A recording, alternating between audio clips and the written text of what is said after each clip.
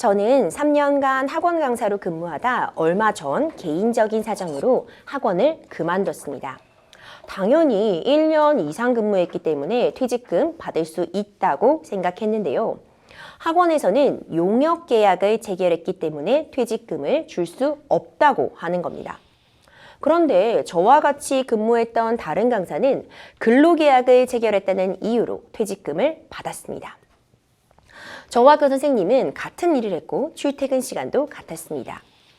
연월차 사용 시 한 원장의 결제를 받고 강의 시간표와 커리큘럼, 교재와 시험 시간, 채점 기준까지 모두 학원에서 결정해 주었고 부수적인 업무와 학부모와의 상담 방법, 기간, 상담 후 조치에 이르기까지 세세한 부분도 학원이 결정하고 이를 따랐습니다. 그런데도 저는 퇴직금을 받을 수 없는 건가요? 이런 사연이 접수가 되었습니다. 이렇게 용역계약을 체결했다, 근로계약을 체결했다 이런 명칭만 가지고서 퇴직금을 받을 수 있는지 여부, 근로자 유무가 달라질 수 있는지 좀 중요한 사안인 것 같거든요. 같은 상황, 같은 조건에서 동등한 역할로 일을 했는데 용역계약이라는 이유로 이제 근로자가 아니다, 퇴직금을 받지 못한다 이렇게 판단을 받으신 그런 상황인 것 같아요. 그럼 용역계약 체결했다면 당연히 퇴직금 못 받는 거다 이렇게 이해해야 되는 건가요? 네, 뭐 안타깝지만 원칙적으로는 뭐 좀 그런 상황입니다. 이게 이제 근로자성을 인정받느냐 아니냐 이게 굉장히 중요한 여기서 쟁점이 되는데요. 결국에는 근로계약을 했다, 용역계약을 했다 이 차이는 이 사람이 어떤 근로자로서의 이 하시는 일이 근로자로서의 성질을 가지는 일이냐 아니면 단순히 이제 용역계약으로서의 성질을 가지는 그런 일을 한 거냐 이거 자체에 따라서 어떤 근로자성 유무가 결정이 되고요. 그래서 근로기준법상의 이 근로자성이 인정 여부가 매우 이제 중요한 이슈가 됩니다. 왜냐하면 근로자성의 어떤 인정 여부에 따라서 기타 뭐 근로기준법, 노동관계 법령이 적용되냐 마냐가 이제 결정되기 때문에 그런데요. 예를 들어서 근로기준법상 근로자성이 이제 인정될 경우에는 앞서 질문해주셨던 퇴직금, 뭐 연차, 유급휴가, 최저임금 등 각종 이제 근로자와 관련된 이런 혜택 법규들이 적용이 됩니다. 특히 이제 말씀해 주셨을 때 강사분들, 학원 강사분들이 이제 과거부터 이제 근로자성 문제들이 많이 제기가 되었는데 일반적으로 뭐 프리랜서 계약을 체결하는 경우에는 이제 학원에서 3.3%를 공제하고 이제 금원을 지급하는 이런 주로 계약들을 해왔는데 이게 과연 어떤 근로자에 해당하냐 마냐 이게 나중에 이 질문에 나왔지만 뭐 퇴직금 정산 문제나 이런 데서 많이 이제 문제가 됐고요. 결국에는 이 지금 질문 주신 분도 이 학원에서 일하셨던 구체적인 내용들을 좀 하나하나 살펴보고 과연 이게 프리랜서 계약인지 그러니까 용역 계약인지 그리고 아니면 근로 계약인지를 좀 구체적으로 사안별로 좀 따져볼 필요가 있어 보입니다. 지금 사연을 좀 살펴보면요. 연월차 사용할 때 학원장 결제 받았습니다.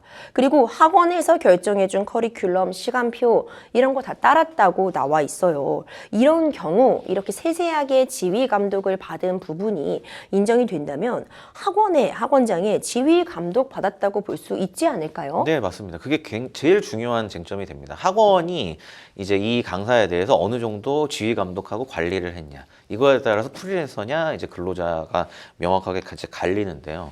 몇 가지 이제 우리 판례에서 기준들을 좀 살펴보면 도움이 될 것 같아요. 그래서 법원은 각 사실관계에 따라서 좀 다르게 판결을 했는데, 우선 법원이 근로자성을 부정한 사례를 조금 살펴보면, 첫 번째 학원이 강사의 강의 내용에 대해서 거의 규제를 아니한 경우, 또 두 번째 강사 스스로 본인의 지명도를 높이기 위해 독자적으로 선정 광고를 시행한 경우, 또 개인 가외 그리고 타 학원에서도 강의를 할 수 있었던 점, 그러니까 전속성이 부정된 경우죠. 그리고 수강생 감소로 인한 위험을 전적으로 강사가 부담하고 있는 경우, 이런 경우는 근로자성을 이제 부정했고요.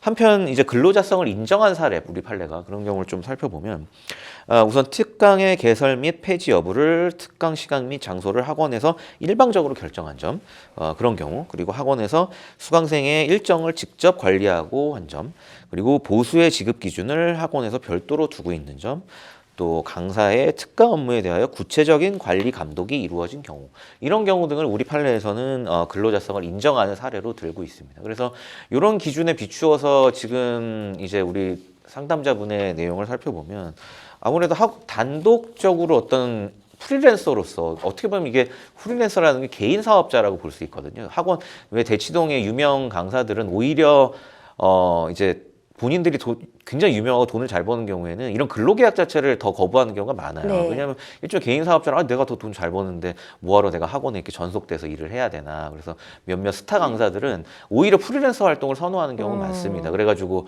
정말 이제 하나의 기업처럼 자기 밑에 뭐 마케팅 담당 직원부터 뭐 이런 업무 보는 직원들도 수십 명을 고용해가지고 하나의 기업처럼 이제 진행하는 경우가 많고요. 근데 이제 대부분의 학원 강사분들은 이제 프리랜서 계약보다는 오히려 정상적으로 이제 고용 계약을 체결하고 이런 기타 이제 근로자성이 인정될 때 누리는 이런 퇴직금이나 유급, 휴가 뭐 이런 기타의 어떤 부수적인 수당들 이런 것들 혜택을 더 받기를 원하죠. 그래서 이번 사례 이 말씀 주신 사례를 그래서 조금 지금까지 말씀드린 기준에 대입을 해보면 이분도 당연히 어떤 학원에서 뭐 커리큘럼을 짜고 뭐 강사분에 대해서 어느 정도 관리와 통제가 이루어진 부분 이런 부분은 확실히 분명한 것 같아요. 그러니까 학원 원장이 뭐 어떤 강의에 대해서 완전히 강사한테 자율성을 준다기보다는 이런 거에 대해서도 좀 개입을 하고 결국에는 기준은 학원이 얼마나 강사에 대해서 관리하고 통제를 했냐 이 기준인데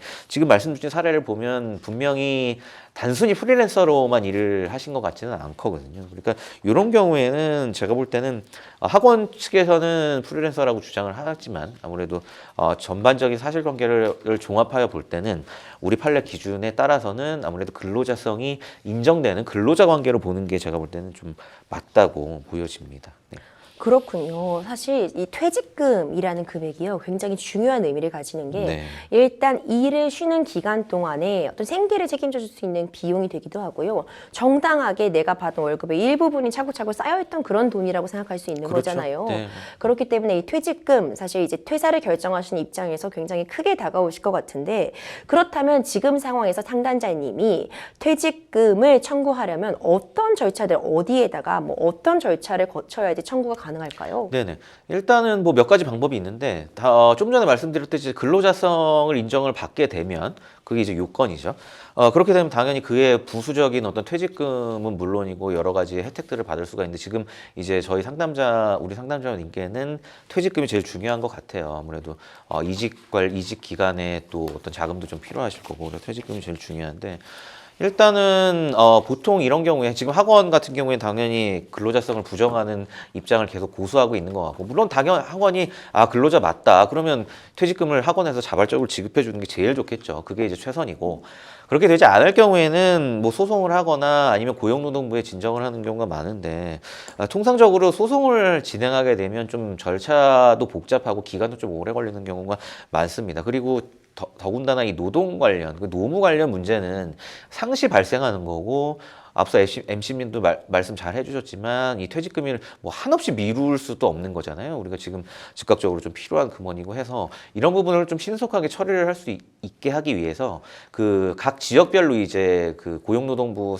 산하에 이제 노동청에서 이런 문제들을 좀 쉽게 해결을 해주기 위해서 이런 진정들을 좀 받고 있어요. 그래갖고 제가 볼 때는 학원하고 얘기를 해서 좀 자발적으로 해결이 안 된다 이런 경우에는 덜컥 이제 소송부터 하시지는 말고 그 관련 이제 그 지역에 있는 고용노동청에 이 민원이라고 해서 정식으로 진정을 제기하시면 됩니다. 그래서 제기를 하시게 되면 이 부분 과연 근로자에 해당하는지 아닌지 이 부분부터 어쨌든 전문가적 시각을 갖고 있잖아요. 고용노동부는. 그래서 이거부터 좀 근로자성에 해당하는지 이런 것부터 제대로 좀 판단을 받을 수가 있고요. 그렇게 돼서 이 진정을 한 결과로 근로자성이 인정이 돼서 퇴직금을 지급하는 게 맞다 해서 이렇게 결정이 나오면 이거에 대해서는 어떤 강제성을 가지고 있기 때문에 학원 입장에서도 지급을 아니할 수는 없는 상황이거든요. 그렇기 때문에 일단은 그리고 좀 더 신속하고요. 네. 신속하고 하기 때문에 고용노동부에 좀 진정을 해보시는 게 제일 좀 지금 상황에서는 가장 효율적인 방법이 되지 않을까 싶습니다. 그렇군요. 고용노동부 진정 방안을 일단 1순위로 고려해보라고 말씀해 주셨어요. 네. 아무래도 시간적인 측면도 그렇고 좀 간이성 측면에서도 그렇고 네. 아무래도 좀 가장 효과적인 방법이 아닐까 싶은데 이 고용노동부에 진동하면 요즘 좀 추세가 어떤가요? 좀 근로자성이 좀 쉽게 인정되는 추세인지 좀 어려움이 있는지 좀 궁금하거든요. 네, 아무래도 그래도 이전 근로자들의 권리나 이런 부분에 있어서 정부 차원에서도 많은 관심을 가지고 있는 게 사실입니다. 왜냐하면 부당한 어떤 근로관계로 인해서 퇴직금은 물론이고 지금 급여조차도 제대로 지급받지 못하는 임금체불 이런 사례들이 굉장히 좀 많거든요. 더군다나 뭐 지금 경제도 좀 어려운 측면도 있긴 한데 그래서 임금체불 사례가 뭐 형사사건이 되는 경우도 좀 덜어 있고 요즘 이런 경우들이 굉장히 많아요. 그래서 오히려 이제 이런 어떻게 보면 정부 기관이잖아요. 법원이 아니고 고용노동부 이제 관련 지청에서는 조금 이런 문제들을 양 당사자 간에 좀 공평하고 신속하게 해결을 할 수 있도록 어떻게 보면 중재 노력을 많이 기울이고 있습니다. 그렇기 때문에 아까 말씀드렸듯이 먼저 이제 법원이나 어떤 수사기관에 이런 거를 제기를 하시기보다는 그리고 아무래도 고용노동부에서 좀 더 신속한 결정을 받으실 수가 있으니까 그쪽에 제기를 하신다면 뭐 일방적으로 누구의 편을 든다 이렇게 말씀드리기는 어렵지만 아무래도 전문가니까 충분히 어떤 근로자의 얘기들을 좀 청취하는 그런 경향은 있기 때문에 고용노동부 쪽에 얘기를 해보시는 게 더 유리할 거라는 좀 생각은 듭니다.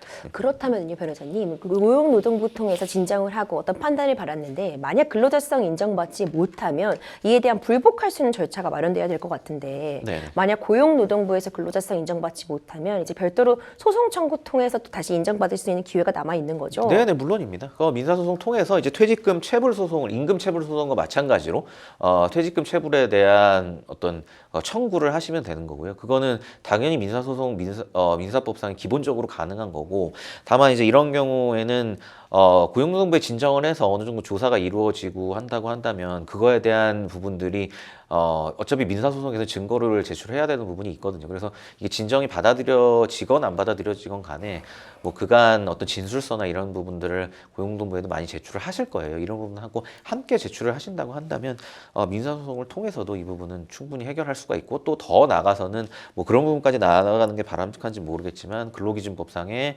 어떤 체불임금이나 퇴직금 관련 이런 지급하지 못한 금원에 대한 벌칙 규정도 있기 때문에 그런 부분들은 별도로 또 형사처벌의 가능성도 좀 열어두고 진행을 하시는 것도 나쁘지 않을 것 같습니다.